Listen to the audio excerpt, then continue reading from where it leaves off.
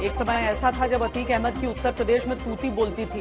वो कानून को अपनी जेब में रखकर चलता था, कहता था कि कानून उसका कुछ नहीं बिगाड़ सकता। लेकिन आज अतीक अहमद रो रहा है। यूपी एसटीएफ ने उसके बेटे और शूटर का एनकाउंटर कर दिया। अतीक ने न जाने कितने परिवारों को रुलाया और आज वो खुद रो रहा है। जिस अपराधी ने कई परिवारों की जिंदगी को बर्बाद किया, अब उसका परिवार बर्बाद हो चुका है और आज वो अपने बेटे के एनकाउंटर पर रो रहा है। लेकिन अतीक के बेटे के एनकाउंटर पर सवाल के बहाने मजहबी कार्ड खेलने की भी कोशिश हो रही है।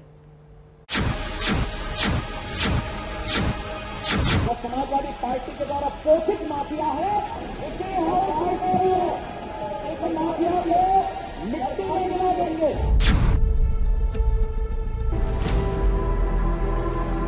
मैं कहता हूं, बलिया में जो उनके लोगों ने, मुख्यमंत्री के स्वजाती लोगों ने एक यादव नौजवान की जान ले ली, क्या उनको मिट्टी में मिलाएंगे?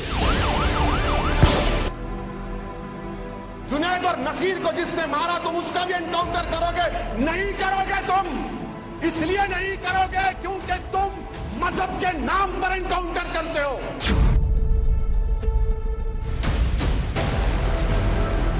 The other name for Mr. Ajay Bisht was actually Mr. Togdo. Kind of complete lawlessness, jungle raj, without resorting to the rule of law.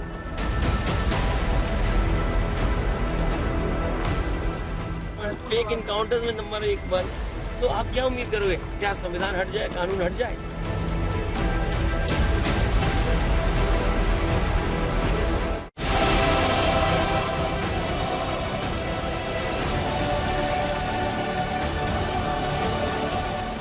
एक एनकाउंटर ने सारे देश के सियासी तापमान को अचानक बढ़ा दिया है।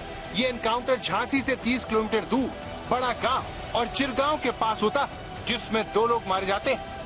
पहला असद अहमद और दूसरा गुलाम मोहम्मद। पुलिस ने बताया कि असद और मोहम्मद गुलाम पारीचा बांध के पास छिपे हुए थे। इसी दौरान पुलिस ने उन्हें घेरा और सरेंडर करने के लिए कहा, मगर आरोपियों की ओर से फायरिंग शुरू हुई और उन्हें पुलिस ने मार दिया। इस मुठभेड़ में मारे गए दोनों लोगों का सीधा रिश्ता उत्तर प्रदेश के माफिया अतीक अहमद से होता है।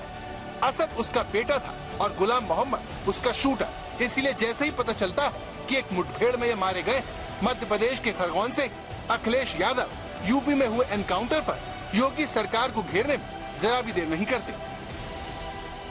उत्तर प्रदेश फेक इनकाउंटर का उत्तर प्रदेश बन गया है। उत्तर प्रदेश में फेक इनकाउंटर हैं। अधिकारी अपनी कुर्सी बचाने के लिए, अधिकारी अपना सब कुछ दांव पे रख करके सरकार के दबाव में ये घटनाएं कर रहे हैं। तो अखिलेश दबाव की बात करते हैं, लेकिन सवाल यह है कि अपराध के मामलों का शतक लगाने वाले अतीक अहमद पर कौन सियासी कृपा बरसाता रहा? किसके इशारे पर अतीक अहमद पर लगे गैंगस्टर एक्ट के मामले वापस लिए जाते रहे? इतना बड़ा माफिया डॉन होने के बावजूद अतीक अहमद और उसका गैंग कैसे हजारों करोड़ रुपए की जमीन पर कब्जा करता रहा? ये वो सवाल है जो अतीक अहमद के बेटे और शूटर के एनकाउंटर पर शक जताने वालों से बीजेपी पूछ रही है। इन दोनों हत्यारों को, चाहे उसमें असद हो चाहे गुलाम नाम का हो, और इनके इनकाउंटर से प्रयागराज प्रदेश और सभी लोगों में बहुत खुशी है कि इस प्रकार के अपराधियों के खिलाफ कार्रवाई होनी चाहिए थी। यह मुठभेड़ में मारे गए और हो सकता है कि ये पकड़ करके आते तो ये फांसी के फंदे पर चढ़ते, क्योंकि गंभीर अपराध है। जिस माफिया डॉन अतीक अहमद पर प्रयागराज के चांद बाबा को मारने का इल्जाम, जिस पर आरोप है कि उसने दिन दहाड़े राजू पाल को प्रयागराज में दौड़ा दौड़ा कर मरवाया, जिसका बेटा असद उमेश पाल को गोली मारते हुए कैमरे में कैद हुआ, उसके एनकाउंटर के बारे में वो वैसी सवाल करते हैं। ये कानून की धज्जियां उड़ रही, एनकाउंटर नहीं। तुम कॉन्स्टिट्यूशन का एनकाउंटर करना चाहते हो। तुम रूल ऑफ लॉ को कमजोर करना चाहते हो। फिर कोर्ट किस लिए है? अदालत किस लिए है? सीआरपीसी, आईपीसी किस लिए है? जजेस किस लिए है? पब्लिक प्रोसिक्यूटर किस लिए है? अगर तुम फैसला करोगे कि गोली से इंसाफ करेंगे तो फिर बंद कर दो अदालतों को। जजेस क्या काम करेंगे फिर? कानून की बालादस्ती, रूल ऑफ लॉ रहना चाहिए ना? नहीं, आप तय करेंगे। अरे ये काम कोर्ट का है, आपका नहीं है। आप पकड़ो मुजरिम को, कोई कत्ल करता है तो सजा दिलाओ उसको, 12 साल 14 साल लाइफ दिलाओ। ओवैसी कानून की बात करते हैं जिसके सामने अतीक अहमद पर दोष सिद्ध होने में 44 साल लग जाते हैं, जबकि इससे शायद ही कोई इनकार कर सकता है कि अतीक अहमद गंगा यमुना के संगम वाले शहर को दुनिया भर में बदनाम किया। जो प्रयागराज शिक्षा का सबसे बड़ा केंद्र माना जाता है, धर्म की नगरी है, उसे अतीक अहमद के अधर्म ने शर्मिंदा कर दिया। लेकिन इतना सब होने पर भी एक डॉन को वर्षों सियासी संरक्षण मिलता रहा। लेकिन ये बड़ा मुद्दा एनकाउंटर पर सवाल के साथ नहीं उठाया जा रहा। महुआ मित्रा जैसे तृणमूल कांग्रेस की नेता एनकाउंटर के बहाने उत्तर प्रदेश के मुख्यमंत्री पर आपत्तिजनक बयान तो देती हैं, लेकिन अतीक अहमद के अपराध पर खामोश रहती हैं। सवाल है क्यों? इसे गाड़ी तो पलट ही सकता है।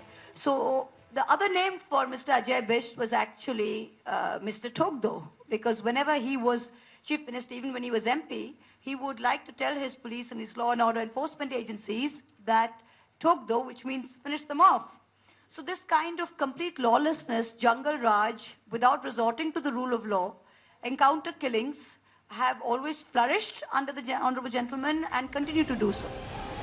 एक मुख्यमंत्री के बारे में इस तरह की भाषा अपने आप में एक सवाल, जबकि उत्तर प्रदेश पुलिस का कहना है कि असद और गुलाम अतीक को छुड़ाने के लिए पुलिस के काफिले पर हमले की तैयारी कर रहे थे। बड़ी बात यह है कि इस एनकाउंटर से उमेश पाल का परिवार राहत की सांस ले रहा है, जिसका सबसे छोटा बेटा आज भी अपने पिता के अस्पताल से लौटने का इंतजार कर रहा है।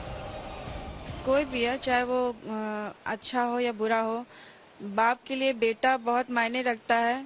आज जो उसका इनकाउंटर हुआ है तो उसको दुख तो हुआ है, लेकिन कहावत है कि जो बोया है वही तो काटोगे। तो जैसा उसने किया था, आज उसने अपने बच्चे का हश्र भी उसी तरह से पाया। सबसे छोटा बच्चा मेरा आज भी यही कहता है कि पापा को हॉस्पिटल मम्मी लेके गए हैं, सुई लग रही है, पापा को लाना है। हमने कहा हाँ बेटा, लेके आया जाएगा। दावा है कि ऐसे ढेरों परिवार हैं जिनको अतीक अहमद ने सताया, जिनकी जमीन पर कब्जा किया, उन्हें बेघर किया। यही वजह है कि जितने सवाल झांसी में हुए एनकाउंटर को लेकर उठ रहे हैं, उससे ज्यादा सवाल अतीक अहमद को संरक्षण देने वालों से पूछे जा रहे हैं, क्योंकि अतीक अहमद अपराध के राजनीतिकरण का सबसे बड़ा उदाहरण है, जिसे मिले सियासी संरक्षण ने उसे इतना बड़ा डॉन बना दिया, वरना उसकी कहानी 90 के दशक में ही खत्म हो चुकी होती।